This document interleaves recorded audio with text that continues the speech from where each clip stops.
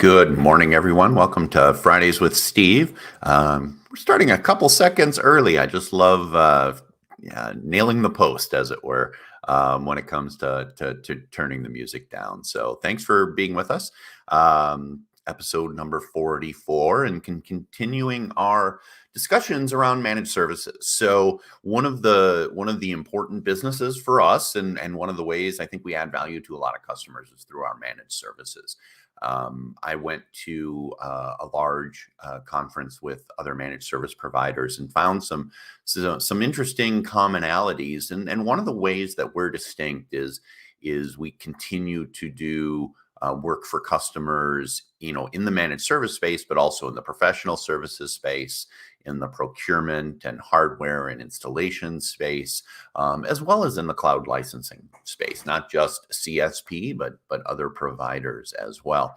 I was actually a bit surprised that a lot of the managed service providers talk about how they will, only do projects for existing customers, or frankly, don't even get into that world and simply focus purely on managed services. So, kind of a full service provider still in this day and age of specialization. And so today, I'm going to just talk a little philosophically about some of the security challenges that we face, some of the changes that have happened over time, accelerated by work from home and some other attributes. I'm going to talk about just two or three Microsoft technologies where there's great synergy with managed services. I just picked out these three to really talk about how implementing them in your environment is one thing, and then sort of managing, inspecting them, monitoring them, working with experts like here at Apex, is a necessary step too. And then we'll talk about how we can help. Next week, I'm really excited to have Courtney Talbot back. She's our Senior Vice President of Delivery, and she'll be talking with us about something I'll give you a glimpse of, and we've talked a little bit about, which is our Empower offering and how we go to market with that, how we have it tailored for different customers right out of the box. We've got a lot of experience in the space, and I'm excited to have her on. So, this is just a really easy analogy when it comes to thinking about security, thinking about a home or a business where, its four walls are the enterprise, right? That everything you do around your commerce, around your interactions with customers, your loading dock, is all sort of centralized within four walls. But, buildings and organizations, tend to get bigger over time, that opening up sort of more, more avenues for intrusion or for facing security challenges. And what's really been interesting, and if any of you are in the retail space, as many people know, I live in Minnesota, and so we've got a couple of, very large national retailers that happen to be based here. Thinking about Best Buy and Target, and what they face is not only do they have this larger attack surface, they're also facing these organized and sophisticated attacks. Right? It isn't the rebel teen shoplifter anymore, or the or Winona Ryder doing shoplifting for no apparent reason. But it's more akin to organized crime, right? It is organized groups of people, running theft rings, return rings, resale on eBay rings, and it's costing billions and billions of dollars a year. Unfortunately, my hometown store, Target, announced that they're closing 9 stores, and made it relatively clear that this is why. They are in high crime, high theft, high shrink. If you didn't know, shrink oftentimes is the term used in retail for losing items, whether it's out the front door or out the back door, losing billions of dollars. And so they're closing some stores in some of these areas. And, not only that, it's also not just the store, right? It's electronic presence and all those kinds of things. And this is where the analogy links up with, our discussion today really around technology and solutions is that, your footprint, whether you wanted it to or not, is expanding. And one of the topics I always hit on is, security through obscurity, right? Hey, I'm under the radar. Why would anyone care about me? I'm just a small business. I'm just a medium-sized business. I'm a sole proprietorship. And the reality is that, not only are you in the target zone, because when it's a digital target zone, um, there's no sort of limit on, attack footprint, right? It's arguably just as easy to attack 100 companies as it is to attack 1,000 or 10,000, orders of magnitude larger, because it's digital, right? It's scripts, it's programs, it's email blasts, it's all of those kinds of things that scale much more easily than, again, the analogy being sort of physical theft, right? Well, only so many people can be in so many places over so much time, right? And if you are the bakery next to the jewelry shop, um, maybe there is a bit of, is someone really going to smash and grab um, for donuts and croissants, right? Maybe there's some validity to that. But in the digital landscape, there really isn't that sort of, under the radar sort of feel. And we continue to see via data that these attacks are going up. They're going up in count, but also in financial implication, as well as what they mean to the business because of the smaller size, right? It might be 10% or 20% of your revenue in a single attack. The other thing that I've become very accustomed to talk to customers about is it's a when, it's not an if, right? You will be attacked. You will have security incidents. I'm learning, right? We call them security incidents because some of the other terms, like root, have legal implications. In a lot of states, they are passing laws with specific verbiage in them saying if X, then you have to do these activities like notifying customers and things like that. I'm sure we've all gotten those messages from different retail outlets or banking or financial institutions. And so, security incidents are coming your way. And, we are putting a lot of things in place, but oftentimes the management of these things, them talking to each other, providing a cohesive picture, can also become part of the problem. The endpoints inside and outside are really, really challenging. And so if the average financial cost is, $110,000, for a small business, that might be, weeks, if not months of revenue, not profit, but revenue. And so, they weren't able to operate. Not only are you out money, tangibly, but you also might be out operationally from downtime and reputation. There are certain businesses, there are certain um, uh, entities, organizations, that this is tough to recover from. We're fortunate enough to work with a lot of great nonprofits, and one of the things I know is on their mind, and we really work hard with them to make sure that we put them in the best possible position is, a security incident at a large nonprofit, right as you're going to donors, right as you're doing fundraising. That's a killer, right? That's their revenue. And so a lot of that is based off of reputation. And so if your reputation takes a hit just as you're doing Giving Day, that's what I like to call suboptimal. And so, we've got the just a few products I'm going to talk about. There's a lot of we saw on a previous slide, the number of anti-malware, endpoint protection, cloud protection kinds of technologies that we have access to, and Defender for Office 365 is a great tool and solution. But it's one of these that also fits well into this managed service modality, right? Saying, hey, I've got it in place.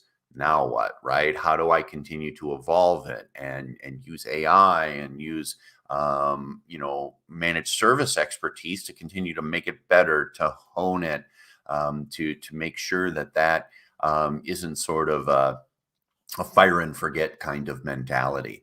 In my career, there have been a number of instances where I've been sort of on the technology side in management. Starting with things like SMS and System Center, up through the modern tools, and oftentimes we would turn on all kinds of auditing and logging and realized that once the consulting engagement was done, there wasn't someone ready to grab looking at the log every day, every week, every month. And so that ongoing care and feeding is super, super important. It's also super important with things like DLP and information protection, right? We can lay this technology down, but then it becomes about the policies and the refinement and the tracking down data and enforcing rules and improving rules over time based off of the changing nature of the business. Oftentimes what we do with some of the things that are available to customers within Empower is like, hey, we're going to help you write a rule, or we're going to take a look at what you're proposing and give you our feedback and things like that. Because if you lay down this technology, but then don't make the most effective use of it, it's a bit of a miss. And so this is another one that I think just fits great within that managed services paradigm. And then the last one, cloud app discovery and MCAS and, Defender for Cloud, or whatever its name is this week, this ability to take a look at, in an ongoing way, what are the cloud apps that people in your organization are using and using from any endpoint, right? The easy example here is, you've rolled out OneDrive, but you're still seeing a bunch. I almost swore. You're seeing a bunch of data going back and forth to, say, a service like Dropbox, right? It's not that Dropbox is inherently insecure or something. It's just another vector. And you've rolled out OneDrive. It's part of your management and security strategy. You'd really like to cut off, people using, alternative products that are sort of outside your purview. See what I did there?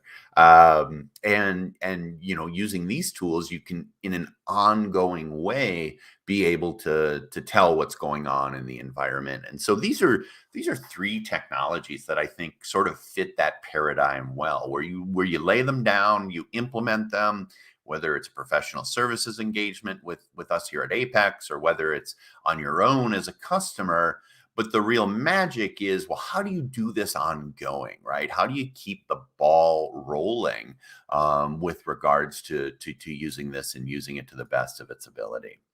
And that's where Empower really comes in, right? So, our certified experts, customer success management, working with you in an ongoing relationship, training and adoption programs, oftentimes, something like E5 for Microsoft, whether it's Office or M, that's a huge suite of tools and products. And we spend a lot of time within Empower, doing training and adoption programs with customers, saying, hey, let us help you, get these things rolled out, get your team trained, make sure they know what they're doing, and they get their questions answered, right? So, enhancing security and compliance is really the key bullet here, because, what we do is we make sure that you're using and managing and auditing the tools that you have in place, right? Really ensuring that, something like DLP has, not just the initial policies you did at rollout, but continues to evolve and improve over time.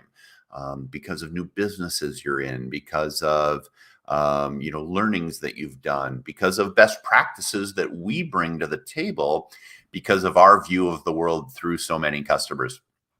I always talk about Microsoft security, with this sort of positive angle that, because they have, hundreds of thousands, if not millions of tenants, they can see commonality across them and do correlation in a way you can't do as a single tenant, right? 3 emails come in from an unknown domain in 10 minutes, not super interesting. But if Microsoft sees that it's 3 million emails come in within 10 minutes from, 3 domains no tenant has whitelisted, that's a far different kind of signal. And working with Apex can be that same can be that same experience, right? We have dozens, if not hundreds, of active customers, and so we find out about stuff pretty quickly, and frankly can take the learnings across our customer base to any one customer via our managed services. And then, this advisory piece, that really comes into play in the security space as well. Hey, look over this script I wrote. Look over this data loss prevention policy. I was thinking about changing labels or changing the encryption settings. What are your thoughts about how that's going to affect all the different platforms I manage? Well, hey, let's talk about that, right? That's what advisory services feel like. And, when we talk to IT managers, IT directors, network directors, CIOs, it's really about being sort of a force multiplier for your team. We do fully managed for a lot of customers, but in this space, what we do is we augment your team. It's sort of that backstop for them, and making sure that they get their questions answered, right? I come from an era that started with, the TechNet articles and knowledge base from Microsoft being on CDs first, then DVDs. And that's a little bit what this is like, right? But it's at a human level. It's at an experience level. We've seen a bunch of scenarios, right? I think we're to the point, using another example where we've kind of seen every possible Teams Room implementation, right? Big, small, Windows, caves, factory floors, construction trailers. It's like you name it, we've dealt with it. We've even got right now something with a nonprofit that deals with animals called a PEC. We're not exactly sure what that means. We think it might be the Pet Exercise Center, that they're looking to implement some collaborative tools within. We've seen it all, and so on the security side, we've seen a lot, right? I probably shouldn't say all. That's probably one of those terms that could get me into trouble, but we've seen a lot. And so these advisory services that we offer in this space, hugely useful when it comes to helping out your team. And this is a glimpse. Courtney and I are going to be talking about this next week. When she joins me, we've got these packaged offerings ready to go, right, for your organization. This is an example of one of our tiers in the Empower for Microsoft 365 offering, and kind of a sense of what you get. And so as we talk about security, you can see how your security questions, as well as productivity, as well as the suite of M365 solutions, looks like, right? Whether it's, monthly and quarterly technical meetings, advisory services, deployment planning and assistance, that ability to do the quick hitter project. You don't want a review of your policies. You want to work with us to turn around some policies for you quickly. We've got the vehicle built into our managed services to accomplish that. So I think it's really compelling in this security space, and it maps really well to our Empower offerings. And so just, as I always talk about, the benefits of working with a managed service provider, or with Apex Solutions in particular, is just the experience. We're right now planning the 25-year party for next year. That's a long time to be in this space and continue to grow and evolve. National delivery capability, headquarters in Southfield, Michigan, hundreds of customers, hundreds of deployments, world-class NPS. I know that for a fact. We just did our third quarter review, and great results from Courtney and her team, delivering amazing experiences for all of our customers. And if you happen to be in the Detroit area, we're partnering with Logitech to spend an afternoon and early evening at Topgolf talking about room systems, right? Talking about personal devices, talking about that productivity space. So, not exactly 100% on the mark with this security talk, but if it's before November 8th when you're consuming this, why don't you check out the event? If Teams rooms are something that are in your plans, or it's something you think can enhance the productivity, we'd love to meet you and love to see you at the event. So that's it for today. Contact your account executive if you're an existing customer. If you're not a customer, just reach out to me, sthompson@apexdigital.com, or reach out directly to sales. Our website probably undergoing a redesign here pretty soon. But even before that, there's tons of information. There is lots of good collateral and content there that's available to the public. But this is also another plug for our Empower Managed Services in the security space. We have lots of content and collateral that we've captured that are for our managed services customers. And we're actually looking at ways to grow that and make that an even more important part of the relationship. So if you happen to be an existing customer, stay tuned for some of that. So that's it. I appreciate your time today, this morning, whenever, joining me on Fridays with Steve, and we'll see you next time.